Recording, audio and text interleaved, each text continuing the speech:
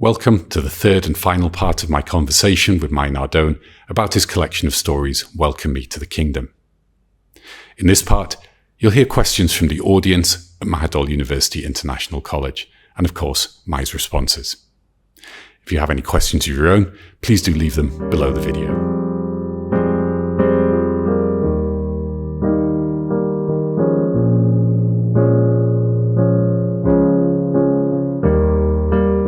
I've got a list of questions here that students have submitted already, and as I said, we'll try to go through these first and then open it up for others. So I think just following on from what you were saying, Mai, Sim, you had a question about Thai-US identity. Could you just put your hands up when I call on you? Yeah. My question relates to what you just said, is how does being Thai American shape the way you write about identity and belonging?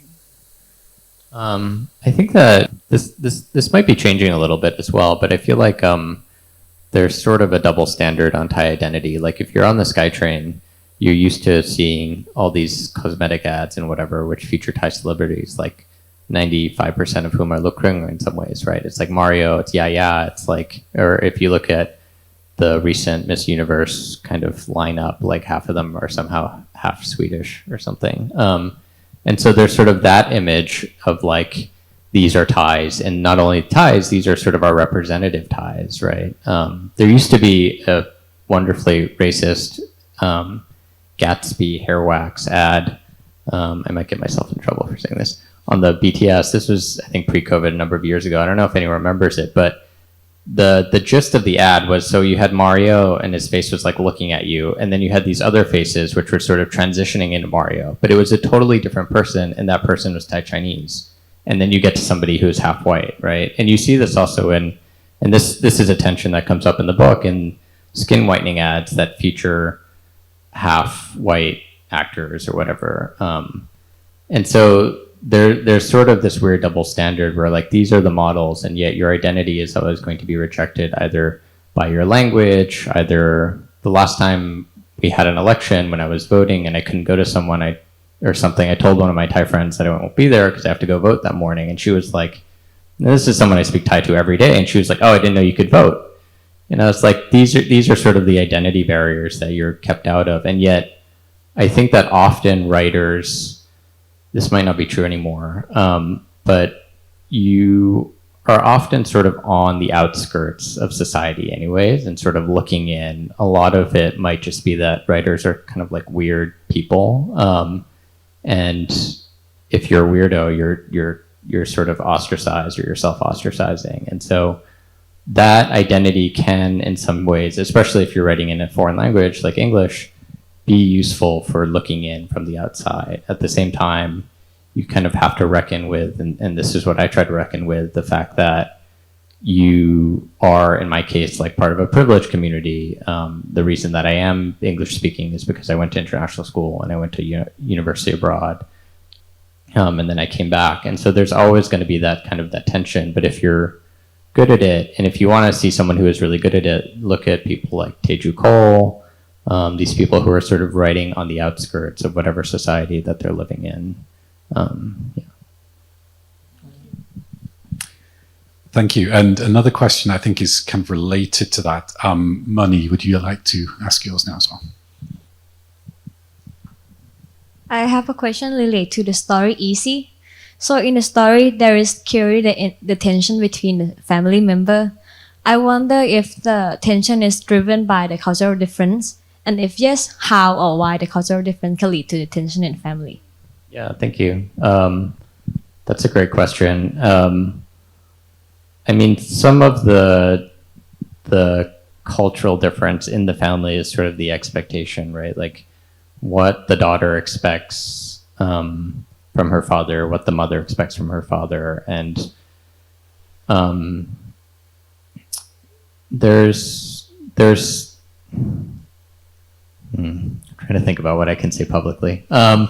There's sometimes in relationships, especially as in the case in the story, between an older foreigner and a younger Thai woman, and there's thought to be this transactional element to it, right? Like she's only with him because, or he's only with her because. And what the story makes clear is that the transaction is actually very clear to both parties, and it's not clear to the daughter, who doesn't understand that the father, as far as the parents are concerned, is not keeping up his side of the transaction. And so there's a cultural element, but there's also like a realist element, which is where the daughter is not seeing the whole picture. And I think the other cultural element that the story kind of is a metaphor for, or maybe like a microcosm of, is the fact that when the 97 financial crisis happened, a lot of the blame, and rightly in part, came on foreigners, because a lot of the money that quickly went out of the country had come into the country with foreigners. And it's interesting during the Trump era in America to see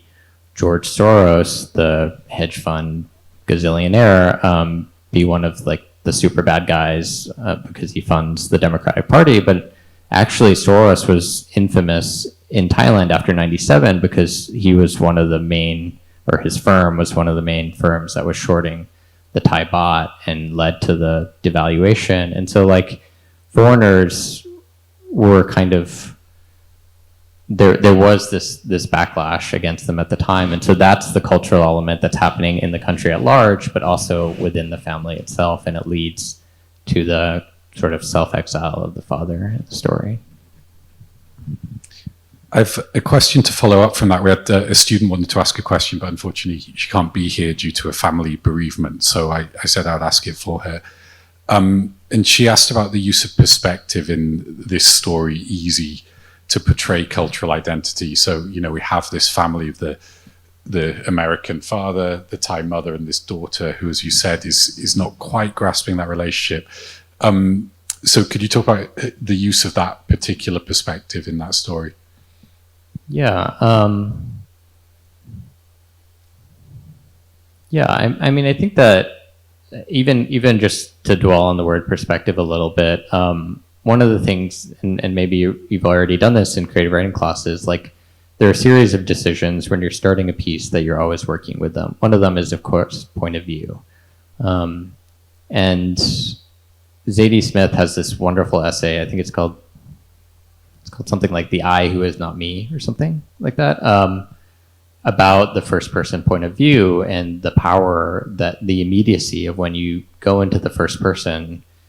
It's sort of I think she calls it the reality trick or something like that. It's this trick that you can play that when you're if you compare like once upon a time to yesterday I went, or yesterday this happened to me, there's sort of this immediacy, and you bring the reader into your confidences. And I think that that's one of the things that when I was writing this and thinking about like first person versus third person perspectives, you know, like whose worldview is going to be the most compelling for telling this story. And it's a story that hinges on this kind of like not being able to see the larger picture, and then a kind of betrayal where the father leaves and the daughter sees it as this betrayal, and she sees the betrayal sort of enacted on again, like a global Thailand scale of money leaving, of, you know, fathers leaving, of people having backup countries that they can just go back to if things don't work out on Thailand, but what happens to the people who are left behind? And so I knew also that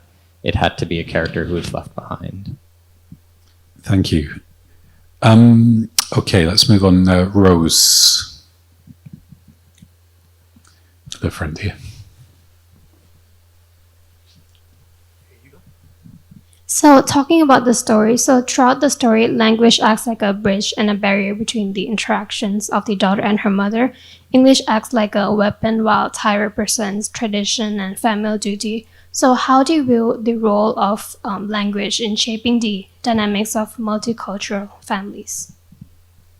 I think that, I mean, and I know that there are probably other kind of half looking in here, and you all kind of navigate it in your own ways. And in this way, especially because the father doesn't speak Thai, there is this tension where the daughter, and this is often the case with these multilingual families, the kids sort of become the interpreters. And it's especially at the end of the story where the kid sort of wields that power over her mother, because she knows that that this is her only power, really. She's the intermediary between the two parents, and she's going to use that to, as she sees, punish her mother for what she feels like is something her mother has done to break up the family. And so I think that's like a huge dynamic, and it's a dynamic that reappears. The daughter Lara in here reappears in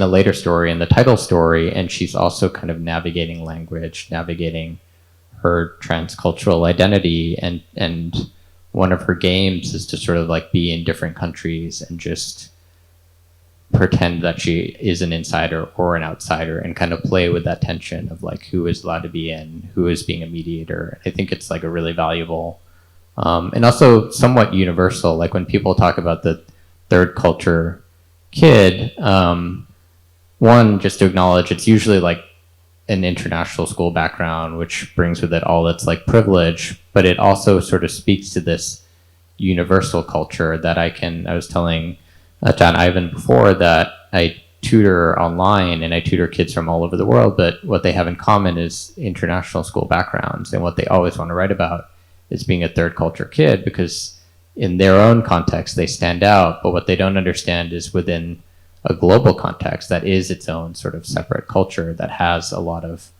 common factors, which is something that this character in the story collection also has. Thank you. JJ, would you like to ask yours next?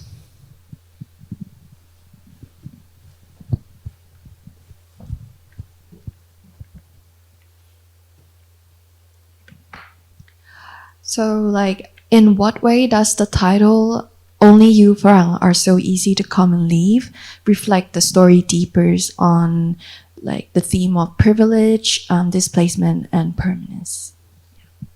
Yeah, I think that even, like I was talking earlier about sort of like income thresholds, sorry to bring the economics in, but even the fact that there's an expectation that if you're a foreigner in Thailand, you will make more money. There's a literal income threshold, right? I think it's exempt for English teachers, but otherwise there's a certain amount that you have to make. And so there's already some sort of privilege attached to the outsider. And this is changing a little bit with these sort of, the Russians who are coming here, who are bringing money and potentially not working, but they're fleeing war.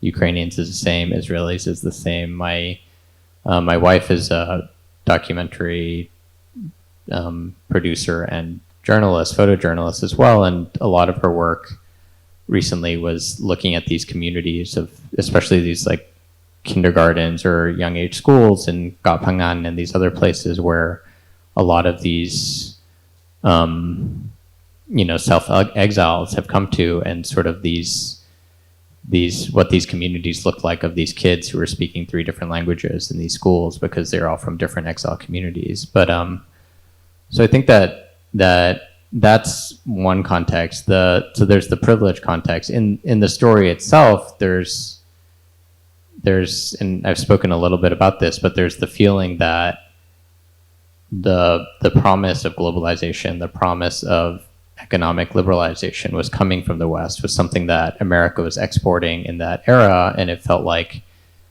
with the end of the Cold War, America had sort of won this fight, and for Southeast Asia, 97 was sort of the break in the American promise that if you just relaxed your capital controls, if you just allowed free trade and specialized, everything would kind of work out. And it's interesting now to see kind of the bookend of that policy with the Trump administration actively kind of self-destructing and dismantling that global apparatus.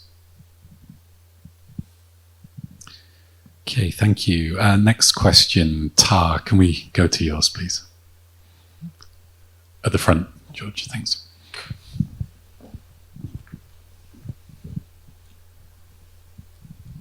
Yeah, so from the story Easy, were there any difficulties writing from a perspective of a girl? Like the description of how she's taking it all in about what's happening and her feelings after facing all the incidents that happened in the story? Yeah, I think that, I don't know how other writers handle this. usually in it.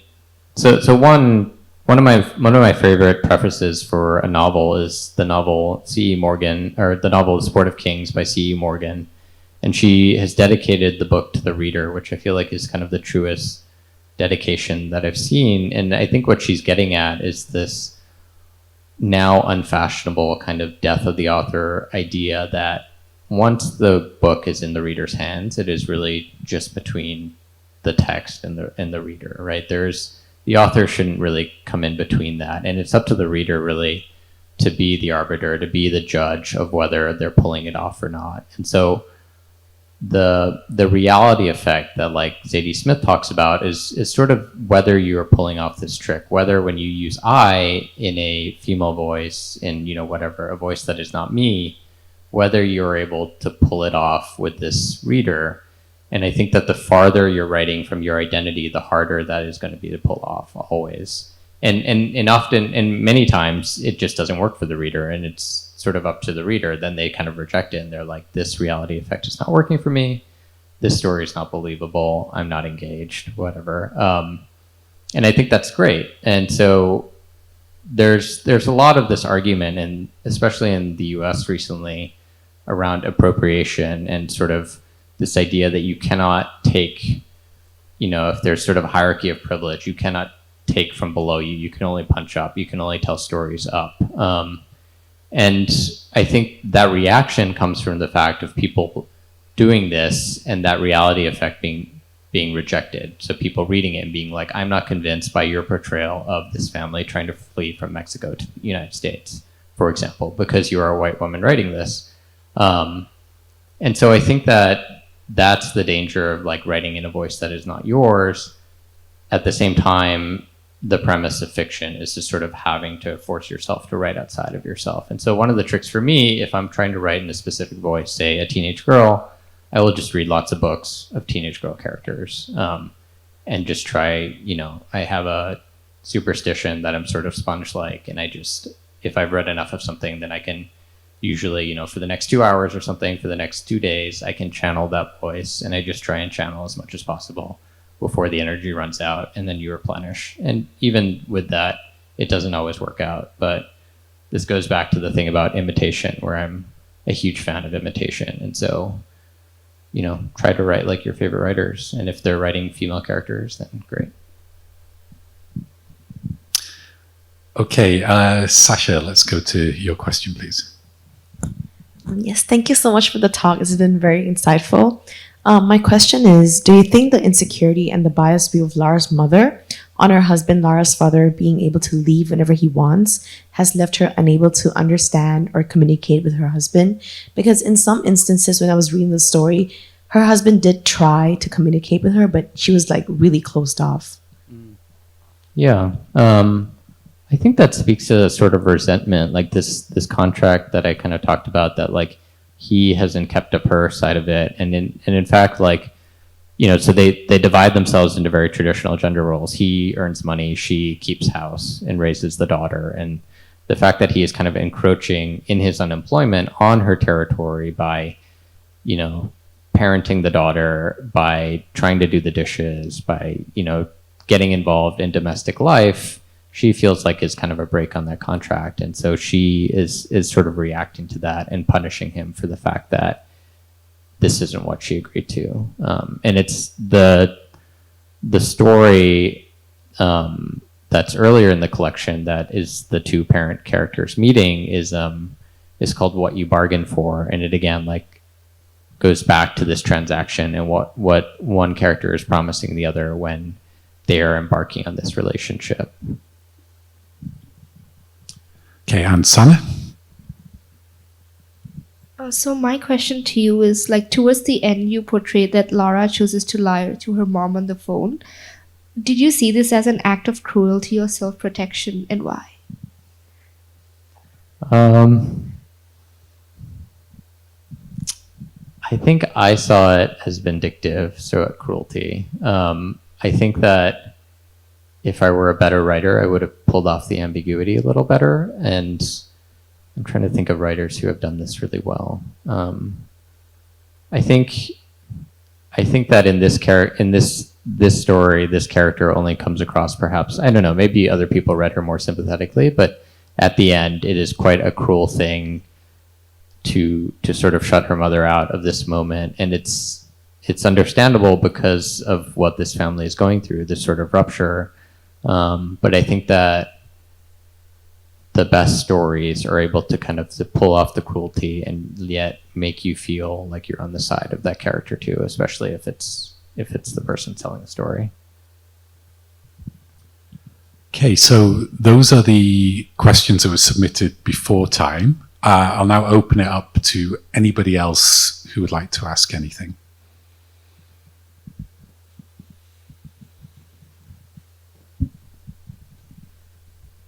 So, considering how the book itself is sort of written as a collection of short stories, where it's sort of having a recurring characters as well, almost like novel-like, as mentioned before, how is the editorial process of this book proceeding? Because it feels interesting that maybe the short story at first might be feel a little bit too disjointed, and then maybe you have to make it more like compact and flow well together. How hard is the editorial process, and then how does it evolve over time? Some of it is a process of filling. I mean, the story was written over the course of 10 years, the end of which I was already writing a novel. And so I was sort of aging out of some of these stories and didn't really want to revisit them at all. But during just to give you an idea of what like a publishing process, especially in the West, is like, eventually you get an agent, and the agent is the first person who can give you instructions that you kind of have to follow, to be honest. And a lot of the times they're the ones who are helping you make sense of something that might not make sense. And so the agent is sort of the first guard. After you get a publisher, editor, all this other stuff, they assign you someone called the sub-editor, whose really unfortunate job is to try and make sense of a timeline like the one in this book. And so my sub-editor sent me an entire Excel spreadsheet with all of the inconsistencies. You know, this character should be this age at this date because you mentioned in this first story over here that I had totally forgotten about that she was born in this year. Or like this cafe hadn't opened in this year, but it appears in this story over here. And then you have to kind of go back and make sense of this timeline. And so that's where, I forget which story it is now. There's a story in here that doesn't feel right in time. And one of my Thai writer friends actually pointed this out.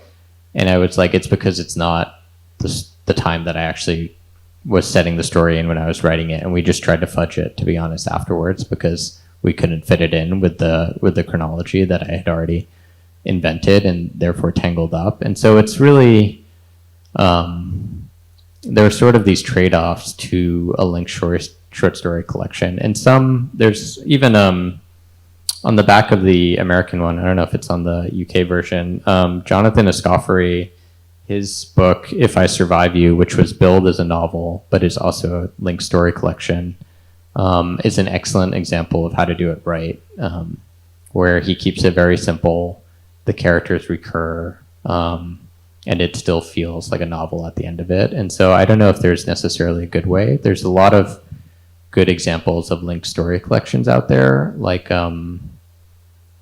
and of course it's like a lot of the Americans who are writing these because of the short story format, but A Visit from the Goon Squad, Olive Kittredge, I Sailed with Magellan is like a classic one by Stuart Dybek about like Southside Chicago and Polish and Mexican immigrant communities there. And so what I was doing as I was writing this was trying to find archetypes or people to copy, basically, and trying to figure out how they did it. Any more questions from the audience?